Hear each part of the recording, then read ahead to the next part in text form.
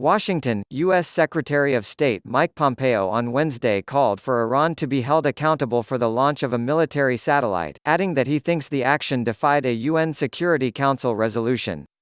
Iran's Revolutionary Guards Corps said on Wednesday it had successfully launched the country's first military satellite into orbit, at a time of heightened tensions with the United States over Tehran's nuclear and missile programs. The U.S. military says the same long-range ballistic technology used to put satellites into orbit could also allow Tehran to launch longer-range weapons, perhaps someday including nuclear warheads.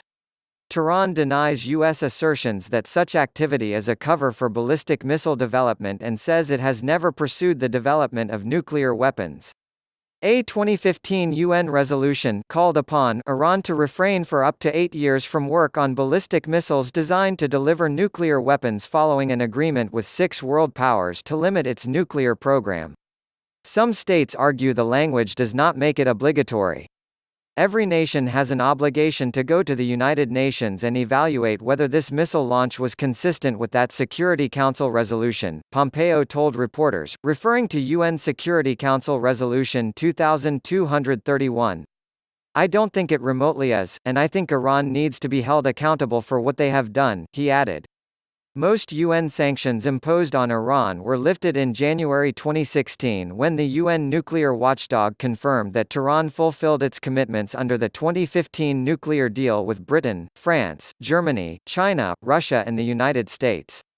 But Iran is still subject to a UN arms embargo, which is due to expire in October, and other restrictions. The UN sanctions and restrictions on Iran are contained in the 2015 resolution, which also enshrines the 2015 Iran nuclear accord. Tensions have flared between Washington and Tehran since U.S. President Donald Trump's administration in 2018 withdrew from the accord and reimposed U.S. sanctions on Iran. Trump said the deal, designed to put curbs on Iran's nuclear program in exchange for easing economic sanctions, did not include restrictions on Iran's ballistic missile program and support for its proxies in the Middle East.